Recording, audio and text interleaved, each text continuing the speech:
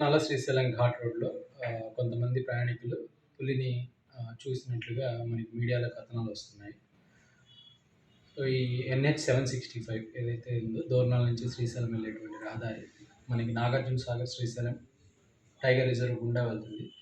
ఇది పులులకు ఆవాసము. మనకి నాగార్జున సాగర్, శ్రీశైలం టైగర్ రిజర్వ్‌లో సుమారు 80 పులులున్నాయి. సో, ఫారెస్ట్ డిపార్ట్‌మెంట్ వాటిని నిరంతరం గూడా పర్యవేక్షిస్తూ వాటిని ప్రొటెక్ట్ చేస్తూ ఉంటుంది. సో, ఈ రహదారి టైగర్ రిజర్వ్‌లో గుండా వెళ్తుంది కాబట్టి, పులులు అటు ఇటు మనకి రహదారి దాటుతూ కనిపించడం సర్వసాధారణము. కాబట్టి ప్రయాణికులు గానీ, లేకపోతే ప్రజలు కూడా ఆందోళన చెందవలసినటువంటి అవసరం లేదు. ఫారెస్ట్ డిపార్ట్‌మెంట్ మీ అందరికీ కూడా భరోసా ఇస్తూ వాటిని ప్రొటెక్ట్ చేస్తూ ప్రజలకు కూడా ఎటువంటి ఇబ్బంది లేకుండా చూస్తుంది.